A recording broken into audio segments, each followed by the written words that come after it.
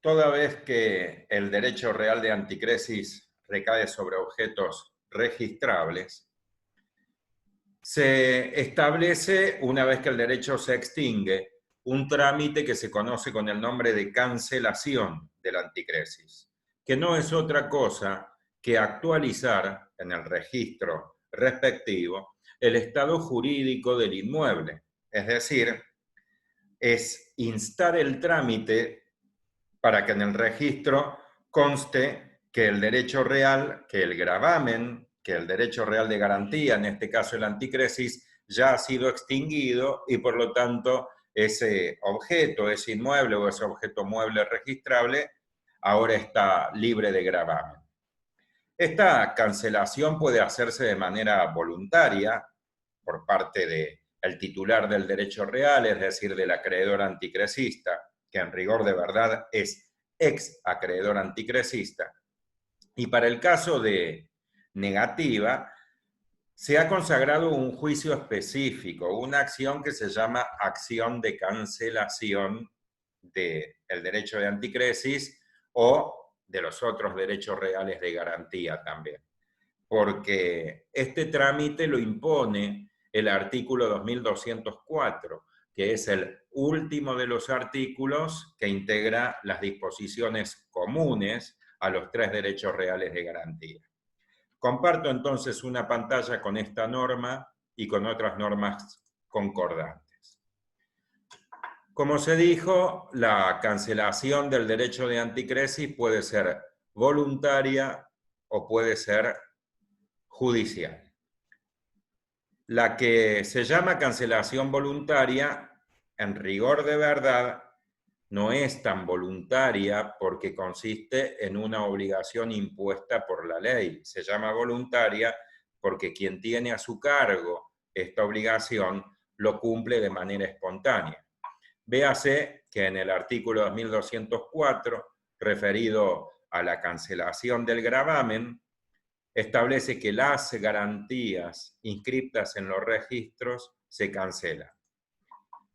En primer lugar, por su titular. Esta es la cancelación voluntaria.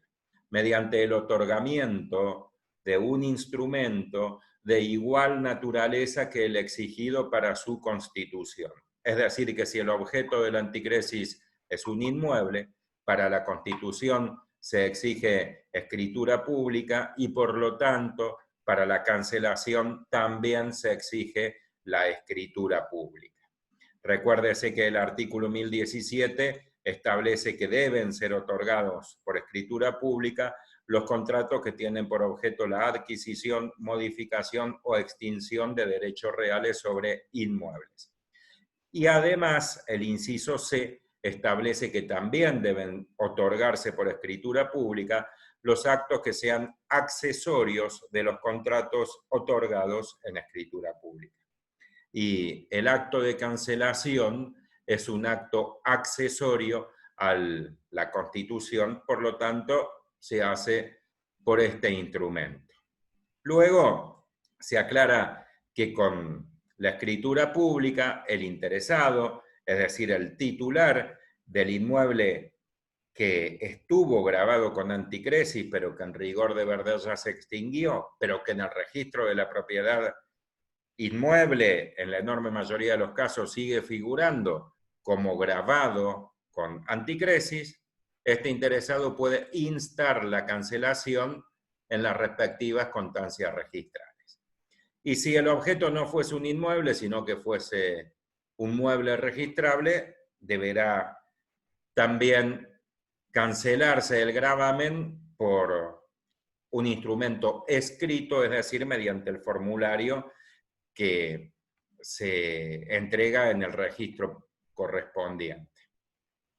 Luego se consagra también la posibilidad de acudir a la cancelación judicial, que, repito, consiste en un juicio, en un pequeño proceso en el cual la parte actora es el propietario del inmueble grabado con anticresis, que en rigor de verdad el gravamen ya está extinguido.